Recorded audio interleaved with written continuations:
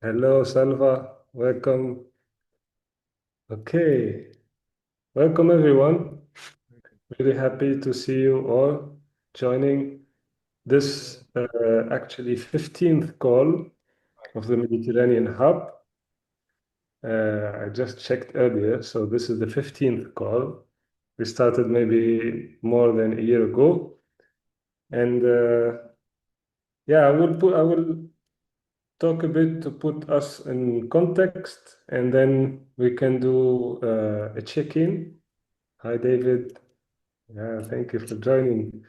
And we can do a check-in, and then, yeah, we can make around, share updates and stories, whatever stories you want to share from your place that can inspire us.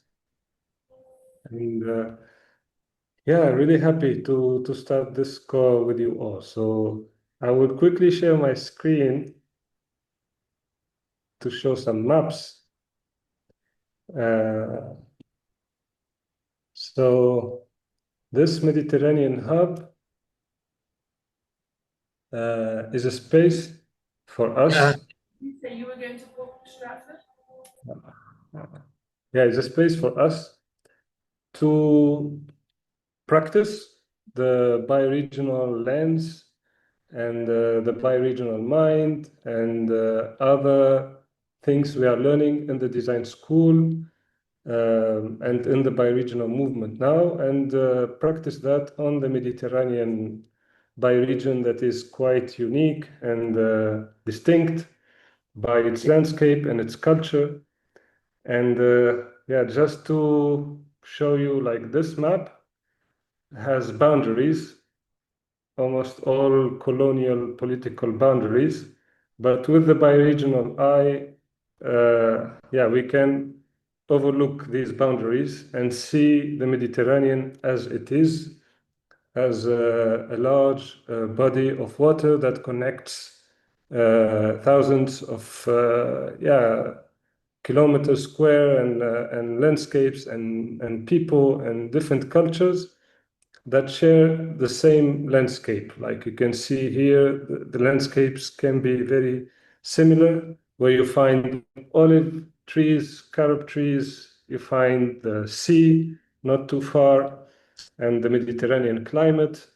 And, uh, and yeah, within this very large bioregion, there are smaller bioregions that we can choose to organize around, like the mountain ranges. Uh, yeah, like here, different mountain ranges in the Mediterranean, and the gulfs, like here, a few of them, but there are more gulfs around the Mediterranean. And yeah, practice looking at the Mediterranean as it is, as a connector, not as a barrier, and look beyond national borders. So it's one land and one people, I would say, that need to work together to be able to regenerate this bioregion that is totally interconnected.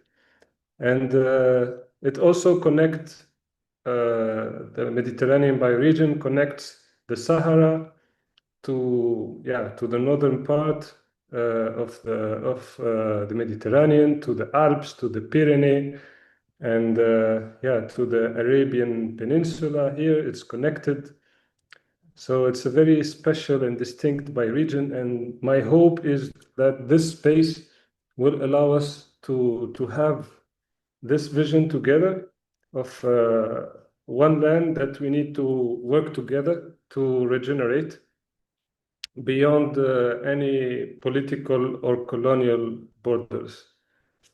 So, yeah, with that, I wanted also to remind that most of us are meeting in the design school for regenerating Earth, where we are now on a learning journey to learn how to organize your bioregion.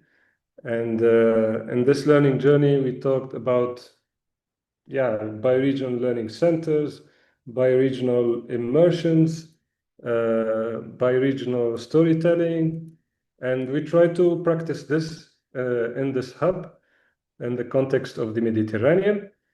And also, this core is including people from the Co-Fundico, which is co-creating funding ecosystem for regeneration, which is a large community of people from all around the world.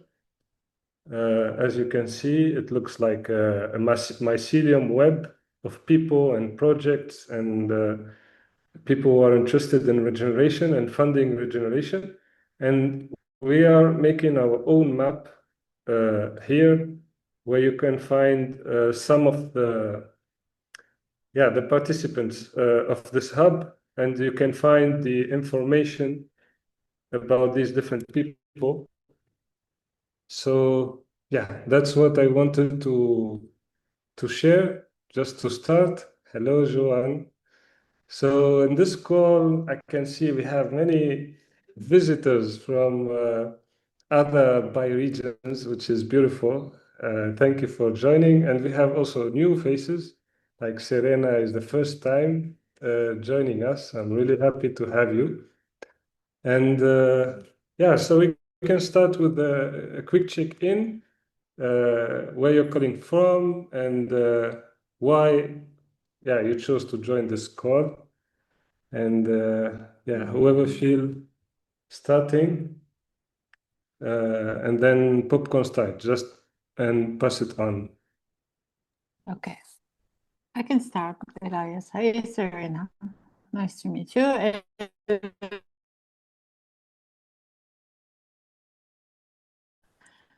And more with the West, I'm finding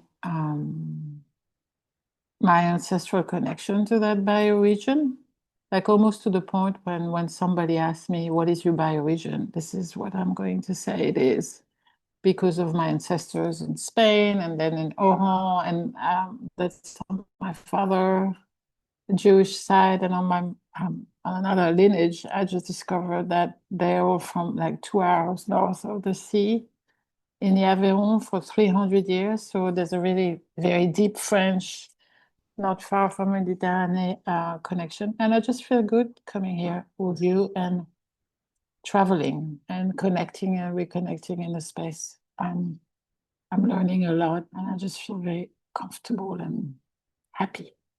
And today with Megan, who is from South Africa, we are thinking of writing a little reportage of this moment here. And then if she can, we're also going to jump on the other side on the European Atlantic Coast hub that starts right after Elyes, and maybe write a little piece for a magazine that we're launching within the school called Story Moss in the next few weeks. So it's really exciting, and I'm going to pass it on to Joan. Thank you. Hello, everyone. I think this is maybe the second time I've joined this call.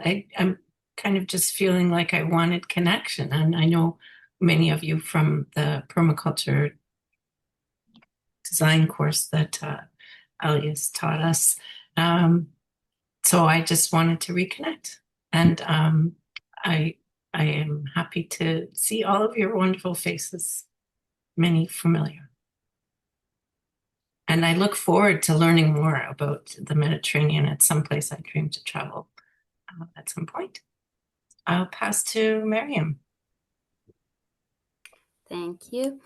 I'm Mariam from Istanbul, Turkey, and I'm also from the design school, and I'm here to hear more stories from Mediterranean region and also other regions.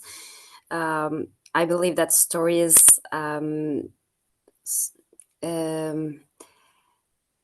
keep us landed in the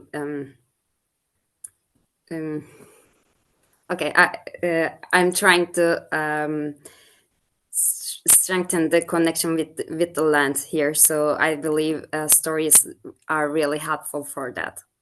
Yeah, thank you. And I pass it on to Serena.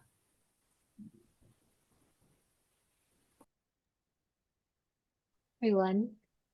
First of all, thank you so much for inviting me and yes to this meeting. I wish I could attend for the full session, but unfortunately, by the time I found out, I already had another conflict, so I'll leave the hour. My name is Serena Zuri. I'm from Jordan. I grew up on the Red Sea for the majority of my life, and also in a very outdoorsy but also very sociopolitically engaged family. So from a very young age, I was taught to challenge geographical borders, especially in the Middle East, because they are imposed on us from our colonial history. And I was also taught at the same time almost that if I really cared about conserving the coral reefs that I grew up around in the Red Sea, I had to um, think bigger because by the time that I was about 10 or 8, we were already having some coral bleaching events that were affecting the reefs in Egypt. And so I very quickly realized that on the ground, conservation and NGOs were like working on cleaning up shores and making sure the reefs were healthy locally wasn't really going to be the end all solution because of broader systems change that was impacting my homeland. And with that framing about where I'm from, I ended up moving to the US for a brief period of time where I pursued a degree as an ecologist and then as a design researcher. And now I currently live and work in the Netherlands as a design researcher at a company called Metasolic. And well, we have been working in the place-based transitions arena for a while, and very recently we've gotten involved with bioregionalism and meeting with really key actors in this space because we are writing a white paper on bioregional hubs, and we wanted to surface patterns that were emerging across that landscape as part of the white paper.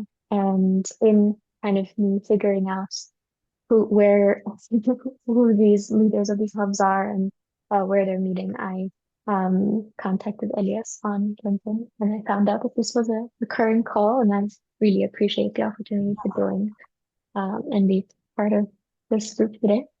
So thanks all for including me here. So welcome. You want to pass it on? Yes. Megan, if you already go and I mess this up, would you pass this on up? Thank you. Good.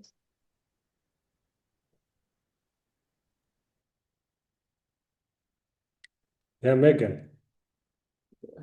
Oh, sorry, I wasn't sure if I heard. Oh, thank you. And hi, everyone. It's wonderful to be here. And I am joining you from the foot of Africa, from Cape Town. And so, and at the invitation of Emmanuel, as she mentioned, we're beginning this magazine within the design school and wanting to travel today. And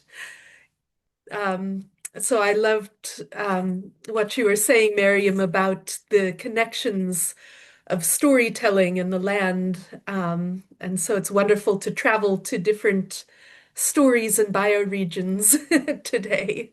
And it's so where I am, Cape Town is kind of interesting in a couple of senses. It's often referred to as a Mediterranean climate because unlike a lot of southern, it has a very different climate pattern to most of southern and central Africa, which is winter rain, well, has very different seasonal rainfall patterns. And so it being in the southern hemisphere now, as many of you in the northern hemisphere are experiencing summer, we are experiencing a very cold, wet, rainy winter right now. So we've just been inundated with rain for days and days and days.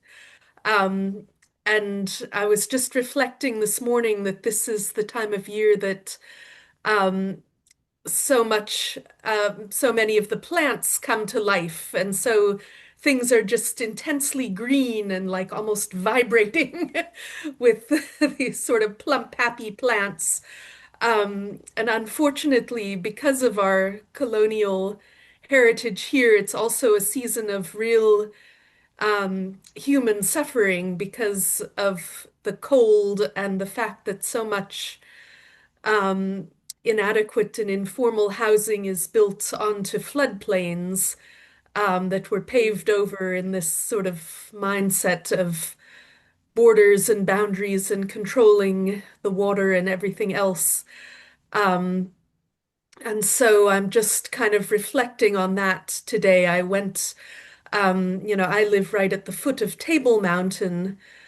And so I went and had a walk, and saw the rivers just pouring down the mountainside and the intense greenery and life, and was just reflecting on this sort of disparity of of how we experience winter due to this colonial mindsets, and how it inspires me to reflect on how that can shift here in this bioregion. So thank you.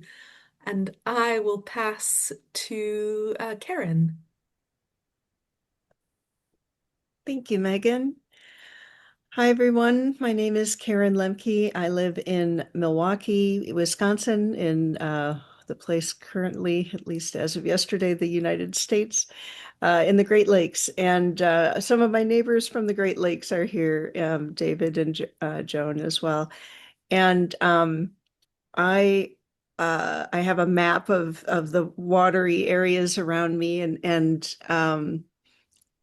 I like driving around or traveling around large bodies of water. A year ago, I was able to, about this time last year, I traveled part of the way around the Mediterranean. We started in Gibraltar, and we traveled through Spain, France. I stopped in Valencia. I stopped in different places along. And we finished up in Italy, which was a super long journey and only a little tiny fraction of the way around. But visiting today, as Emmanuel and Megan have talked about, well, many of us have talked about collecting stories and just wanting to visit with some of my friends from the permaculture design class that I took last year, and changed my life, and I'm just happy to be here. And tomorrow or next week, I'm going to do some more traveling around the Great Lakes, and I'm going to wave to David and Joan across Lake Huron when I get to to the other side of the landmass between me and them. So anyway, I'm so happy to be here and to visit with you today. And I'll pass it on to Salva. Thank you, Karen. So I'm Salvador. I'm from Albal, a little town in Valencia, in the periphery south of the city of Valencia in Spain. And I'm here as I used to do, just to listen, to share, to learn, to try to understand, and to spend a very lovely time with you all guys. And yeah, dreaming together to build this, not to build, because the bioregion already exists, to organize the bioregion I'm living in the Turia, in Valencia. And I really like, Elyes, when you take out the borders in the map and we see the reality of the land. This image, this proposition, that first time I listened from you, it's something that really resonates in me. And I pass it to Ben. Hi, everybody. Ben Roberts on Pagusset land, now known as Newtown, Connecticut, about 70 miles from New York City.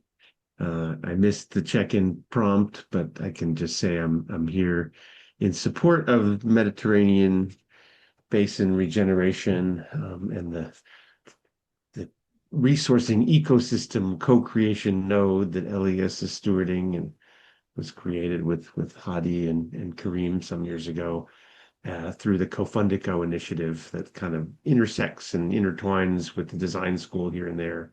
So I'm assuming most of you came in through the design school door and may not even know what CoFundico is, but it's a community that's looking to resource bioregional and other forms of regenerative work as a community, the same way that a forest calls in the rain. Can we learn to be the forest rather than thinking we have to pitch to the clouds and it's the clouds' job to figure out exactly how the rain they drop should be managed on the ground.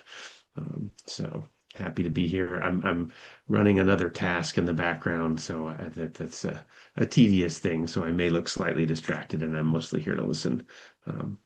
Yeah, and anybody who wants to go next. I actually don't like to pass. I want people to say when they're ready. Yeah, thank you, Ben. Maybe David? Sure, thank you. So this is my first time in this particular call, invited by the great connector, Emmanuel. I'm situated on the Great Lakes in the North Shore of Lake Ontario, in Turtle Island, or some people, I've heard that called Tidal Island, which I really like. And I also very recently visited the Western Mediterranean, visiting Salba and his great initiative. And I also have fond memories of Istanbul in 1980s when I visited there for a couple of weeks. And I understand from my good friend Dorok, it was a very different political climate then. And yes, and so yes, I'm here just to listen and learn and appreciate. And I will pass it to Mahmoud.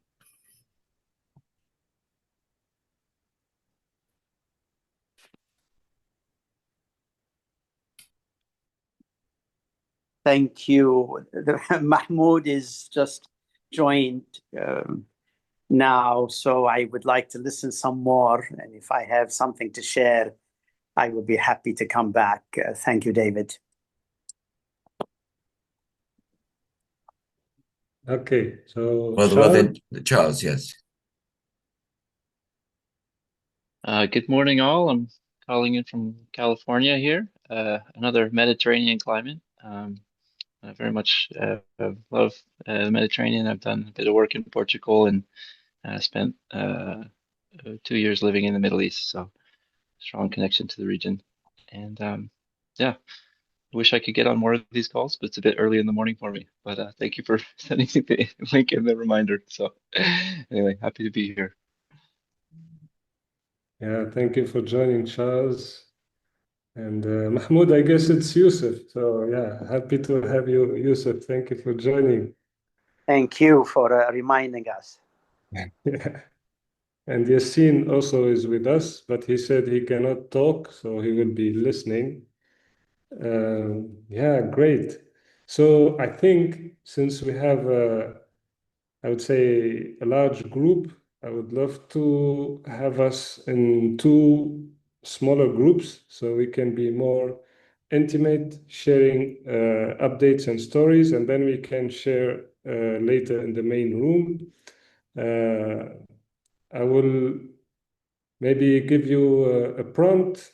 So yeah, the main, I would say, purpose maybe of this call would be to share updates about your work that you do on the ground, um, related to regeneration in general, and specifically regeneration of the Mediterranean. And then also to share story about how you see this bioregion, how you imagine its future, how your work is connected to this future that you are imagining, and how are you practicing your bioregional mind and way of looking at things. So yeah, I want to have this map in front of you and try to look at things like this is the Mediterranean. This here, we can call it the Eastern Mediterranean, like the Middle East sounds quite colonial name, like because it's the Roman that called this part East, as Rome feel like it's in the center. But here we call it the Eastern Mediterranean. This is the Northern Mediterranean, the Western, and the Southern Mediterranean. Maybe we can try to practice that and yeah, and get to know these places more. Like, for example, on this map, we can see that this mountain range is called Atlas Mountain. This is the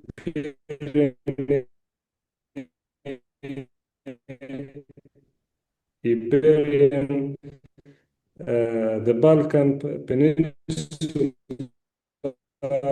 So these are other names for these places that are not, maybe that are less political and less controversial. Yeah, these places. Like, for example,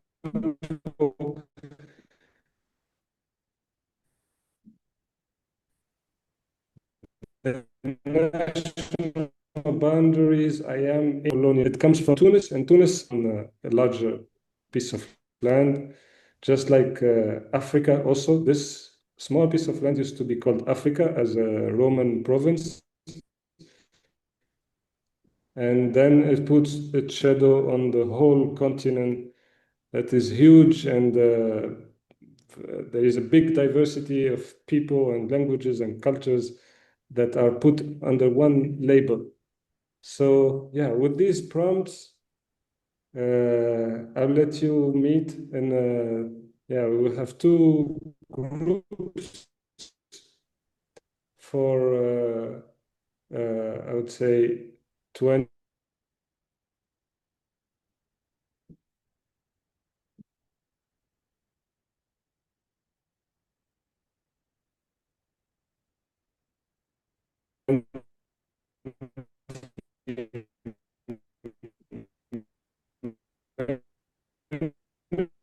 Is everyone having trouble hearing Elyes? It's not this It's only you. He's traveling this week, that's why he said. But we have a course, so yeah, you can make around, share updates, share story of how to look at the Mediterranean. You can do you see the rooms?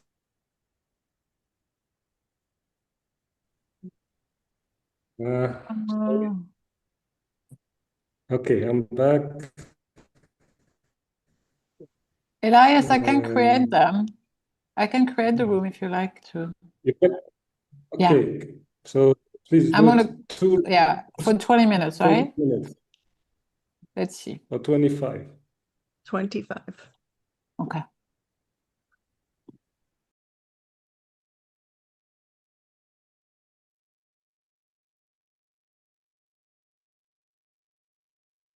Hi, Karen. Hey. Hey, good morning. Hey. Charles, Megan. Evening for Megan. Ben, where are you? Connecticut.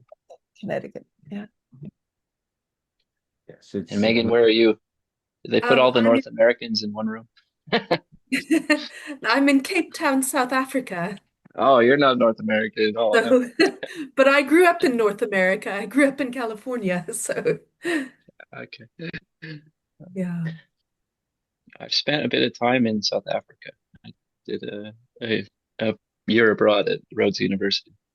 I believe it's still named Rhodes. They had a. It still is, yes. It's the university currently known as Rhodes.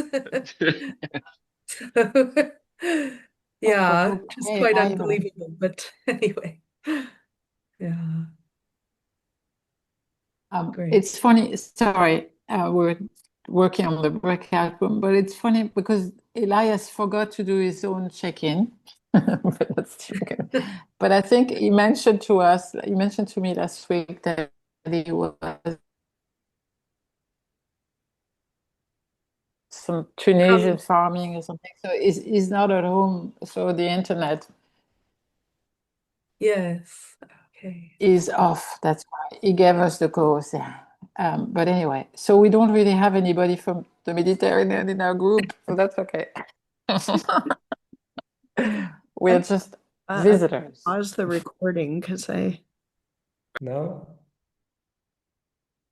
Yeah, thank you. Welcome back to the main room. So, yeah, we had a beautiful conversation. It was short though, but we got to know about different contexts and ideas and that we have. So let's share with the main room now whatever struck us in the conversations we had, and if you saw any opportunity, potential to connect more and to learn more about each other and maybe collaborate in the future around some specific project or smaller bioregion within our big bioregion. So I would like to leave the space for that. Whoever want to share. Yeah. I can share quick maybe with you because we only have 25 minutes, so like quick if we want to do quick shares. I had no idea. We're talking about peace building and bioregion and the idea of don't use Middle Eastern. Every time you use Middle East, people are like, oh, so forget that word. That's like, no, you don't use that. And peace, our bioregioning is so much about building peace, and then Europe or this continent and the Mediterranean connecting both, and maybe helping heal and forgiving and all that. And then Ben mentioned Karim. I sort of knew, but I didn't know as a founder of permaculture for refugees and how overwhelmed and trigger he is right this second. But I've been reading so much about permaculture for refugees, so it's funny that it's like, oh yeah, why don't you? So I probably will try if you can help me connect with him. I have this desire of people permaculture and now permaculture for refugee and peace making and peace building. In the chat. Yeah, thank you, Ben. And also, guys, Yeah. Zoom was funny because he put all the tourists, all the outsider in one one room, so there was no one from the but we did fine. Yeah, we didn't have many locals in this call, but it's still, we are all connected. So I think we are all related to the Mediterranean somehow. And I love that you are all here to think with us how to regenerate and work together. And we had, in the previous calls, we had Alfred Decker. He's a senior permaculture teacher, and he was teaching the course for permaculture for refugees a few months ago. So he was supposed to join, but maybe he couldn't make it this month, so he will make it maybe next month.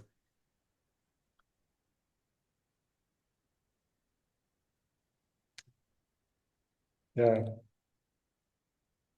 Anybody else want to share?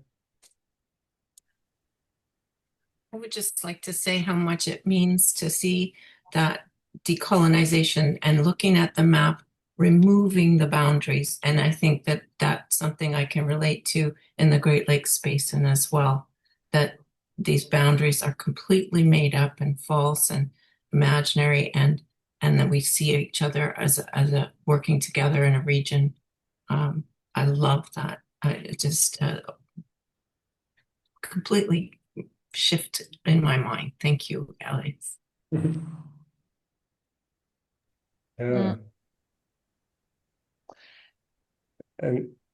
we can. Yeah, good, David.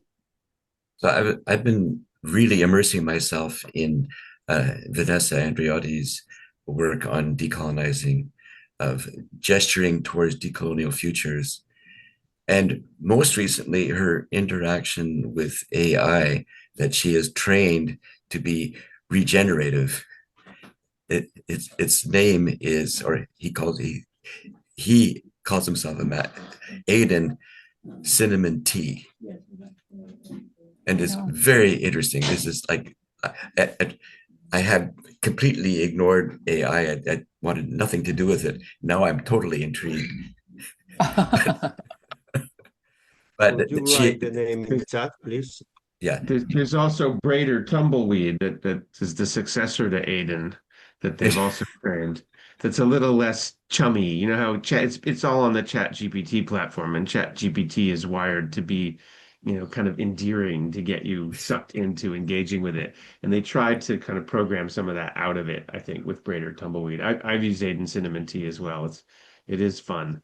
I found it quite useful in a few instances.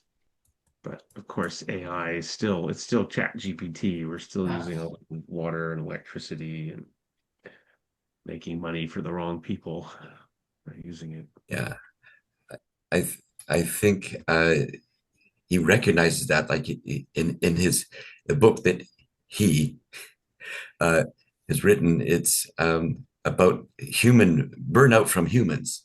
How he's complaining about people have been misusing his capacity, but he itemizes all the, he does say that TikTok has a greater carbon footprint than the entire country of Greece. He talks about the where he lives in this server center. It's fascinating, actually. Wow. David, you've been talking about it twice this week, so now I know. I'm going to go check because I know your passion for Vanessa Andreotti, which, by the way, Karen, we should do a book club in the school, and David, I'm sure, may become the host because I'm fascinated with her new book coming out in August. I'm really interested in reading. Yeah, I'm looking forward to it. But then if we go back millions of years before TikTok, before AI, for instance, just think about that. Maybe it's very naive, but it just came to my mind slowly, but now more so. It's like, wait a second, everything starts from Mediterranean and all the conquistador and all the settlers coming and giving a hard time to population in South America, all of it comes from there in the beginning of problems and war and moving and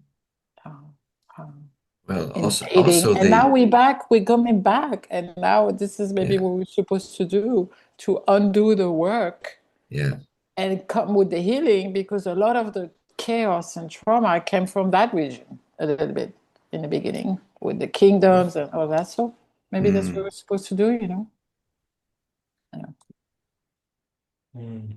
Karen?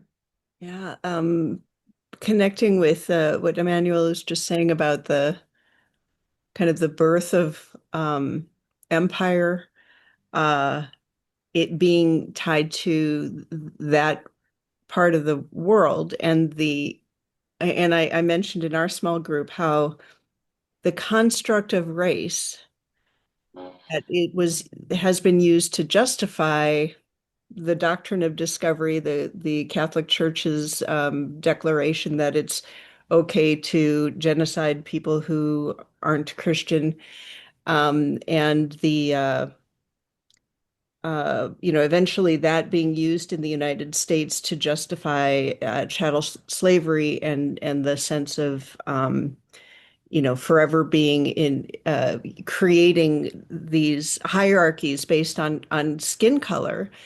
There was a document in help me out. I think maybe the 18th century, 17th, that talked about the 5 races of people. There are black people and red people, and like using these broad categories of color, yellow.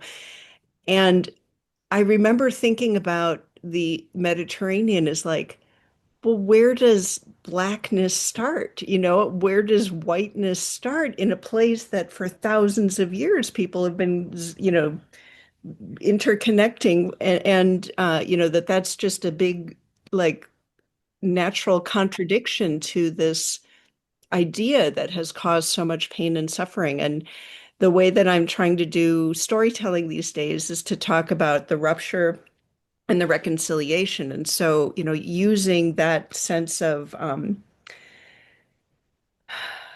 I've heard this a couple of times, I think from Emmanuel on this call about, like, that's the birth of civilization. I'm like, well, I don't, even that is a story that we can challenge, because I'm reading a book right now about the Great Lakes. David's probably familiar with the Masters of Empire, which talks about the Ottawa indigenous people who, in like this part of the world, had this, extended connection, kinship connections, and empires, so to speak, prior to the settlement pattern that occurred in this part of the world a few centuries later. And so I'm just challenging some of those ideas, some of the underlying assumptions about empire, and looking at those for nutrients to compost, in terms of, like, here's a rupture, here's a rupture, here's a rupture. What do we do with that information to work towards reconciliation? And there's just, it's so rich. And so I wanted to bring that into the space.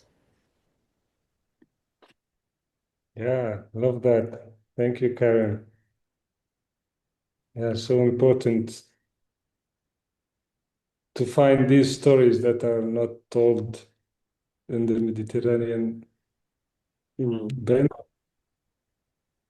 I'm reading a novel by Kim Stanley Robinson, became well known for his recent book, The Ministry for the Future, but this is one he wrote in the early 2000s called The Years of Rice and Salt. And the premise is that the plague in the Middle Ages in Europe wipes out all white people, basically.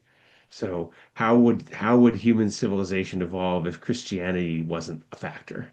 If it was Islam and China and India and the Haudenosaunee and the Japanese, and it's a fascinating, delightful story, and it has sort of clusters of people getting reincarnated into different times and places, so it unfolds over centuries, but with some kind of a theme tied to Buddhism and reincarnation. Just really interesting to imagine, basically a world without white people. Yeah, highly recommend it. And all of his writings, actually. And of course, we can't forget that Genghis Khan wiped out 20% of the human population. You were Well, and just they factor in the story, and the hordes are in there, Yeah. And we're all related to Genghis too. I think most of us, some huge percent of us have some of his DNA, right? must be. Megan, you wanted to You say were something? just reminding me, I've been reading of an Indigenous scholar here in the Cape, Dr. June Bam's work, and she writes about, sort of the narrative here in the Cape is, it's kind of the seat of colonization, where the Dutch arrived and the Portuguese and all the kind of European colonization, but that there's so many records going back before that, of all of the sort of trade and just intermingling between the Khoi and the San, who are the indigenous peoples to here, and the Chinese and the Phoenicians, and all of these other people that aren't part of that record. It's beautiful to sort of dive back further in history to see that, this has always been such a syncretic place like the Mediterranean. And it's exciting to sort of go deeper into in changing the narratives at the same time. Yeah. speaking of narrative, I'd like to jump on that and share the story that is resonating maybe in this part of the world. That there is like here the main ancient civilization that ruled this territory for hundreds of maybe 1,000 years was called Carthage, and Carthage was founded around 1,000 years before Jesus Christ, and it thrived for maybe 600 or 700 years. It thrived really through trade, and this was before Rome was born. And when Rome was born, which is a kind of a bunch of soldiers that with a colonial mindset of expanding and taking lands and taking women to breed and grow their population, disrupted this thriving civilization, and they burned very large libraries. So there used to be a large library in Carthage, and they burned it completely, and they left only a few books for farming. But so they burned a huge library that faded. A lot of stories have disappeared with that library. And also in Alexandria, I think there is a great library that was totally burned. And these are full of stories and knowledge and wisdom that that emerge in the Mediterranean bioregion, thanks to all this, the trade and exchange and diversity of cultures and peoples.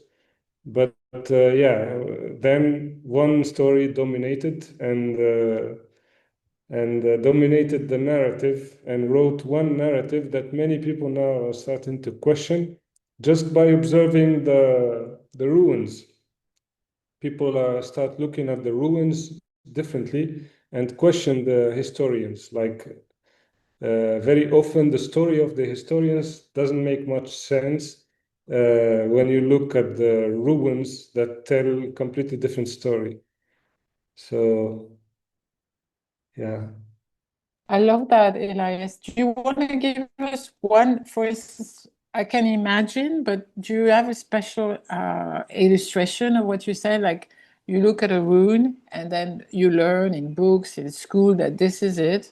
But now somebody else looks at it and is like, no, this is not it. For example, do you have an example? One example, I'm not sure. Like, for example, near my town, 40 kilometers away, there is a Colosseum, and we always heard that it's a Roman Colosseum. But right now, some archaeologists,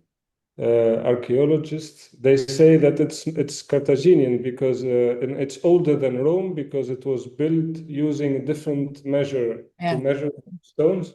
The Roman, they use the foot, and the Carthaginian, they use the hand, I think. And also stories about Hannibal. The official narrative says that he ran away and commit suicide, but then people now, and that he lost a battle here on the southern coast. But now archaeologists are saying that he never lost any battle, and he died without losing any battle. But then the historian said that he made. So there are many stories like this that are being questioned, and that can flip the way we look at history. And for me, I expect that because always the winners, they write the official story, and we need to dig deep to find this hidden story. So we have 8 minutes. Maybe we can use them to do quick check out. It was really lovely to have you in this call with us in the Mediterranean Hub. And feel the connection across the world and your interest to this bioregion. I look forward to have you more in the next calls with maybe more people from actually the Mediterranean, so we can learn more together about this bioregion, the work we can do together. But yeah, let's use this time left to do a quick check out. I want to thank you, Elyes, and I want my checkout is can you do that every 2 weeks? That's my check. I know you're busy. I know you're busy. Yeah, we'll respond to that. Maybe not this month, but I think from next month we can start doing that because we have the monthly call, but at the end of the month, but in the middle of August, we should have a call together with Atlantic Coast. Yeah. Yeah, to talk about the bird nations that connect us. Oh, yeah. Mediterranean and the Atlantic coast. And I think with that, we can start having 2 calls a month. I love it. Are you working on that with Pete? Yeah. Yeah, yes. Are you coming to the meeting now at 10:30? But anyway, Elyes, I think it's also fun when the two, I mean, I'm lucky that I can do the 3 hours, but it's fun when the 2 meetings are together every other week. Oh, Pete is every 2 weeks. So don't change the the date. Thank you.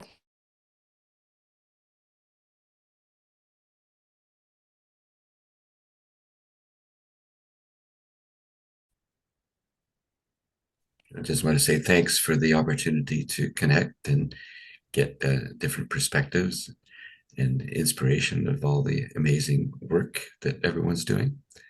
So, and a great conversation about colonialism. I think it's very germane to everything we do.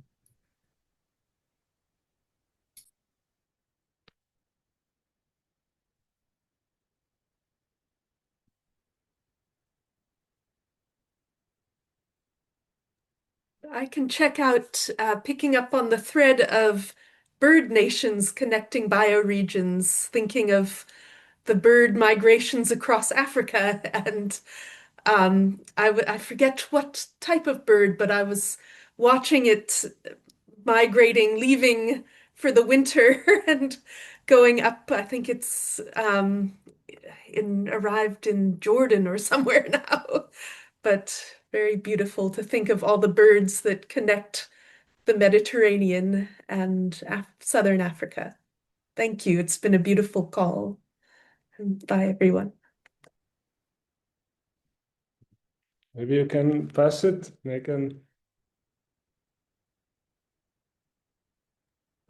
I don't know, whoever wants to say something next. I'll go quickly. So not birds, but thinking about all the different plant communities that connect us. We had a bit of conversation and about all the different Mediterranean plants between both here, California, the Mediterranean region, and South Africa as well, actually. So yeah, thank you all.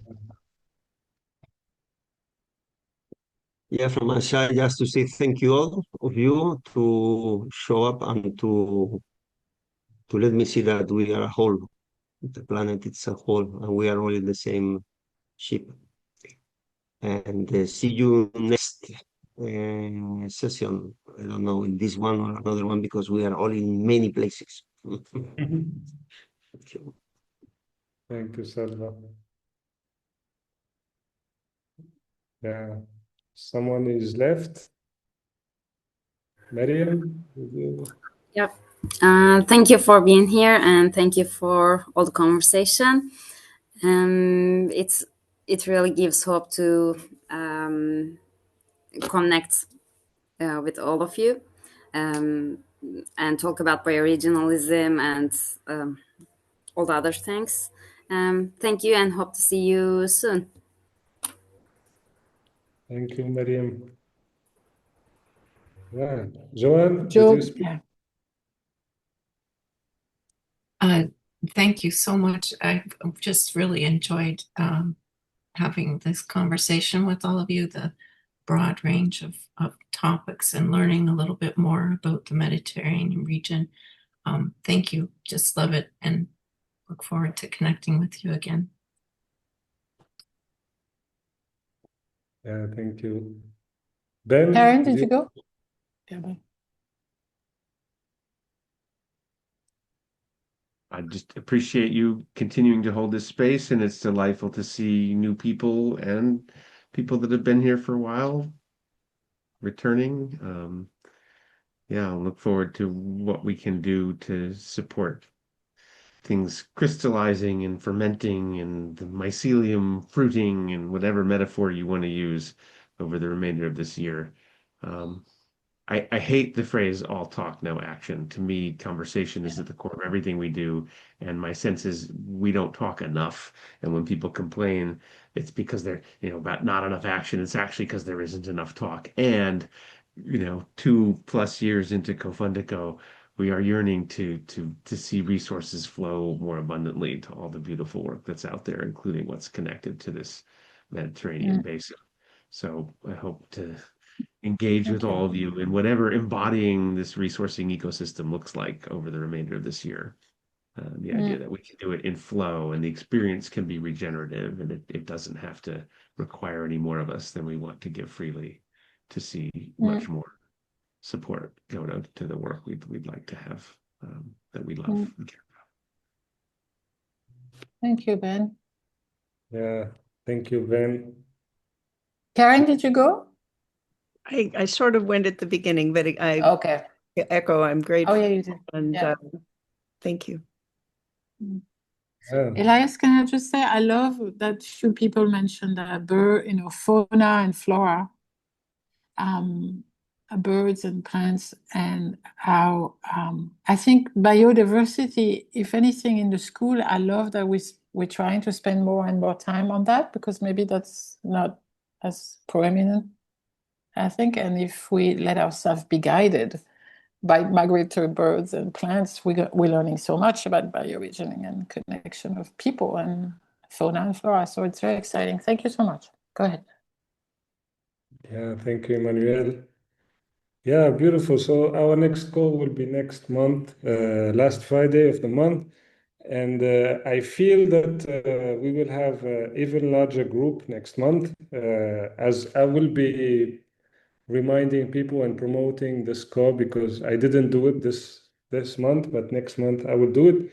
And we will try, we keep growing and follow this beautiful momentum to start organizing and conversations, but also maybe some events and immersions and and connection with other bioregions. And so I look forward to whatever would emerge from this beautiful group. Thank you so much, everyone. Yeah, and see you very soon. Yeah. Be well, everybody. Stay safe. Thank you.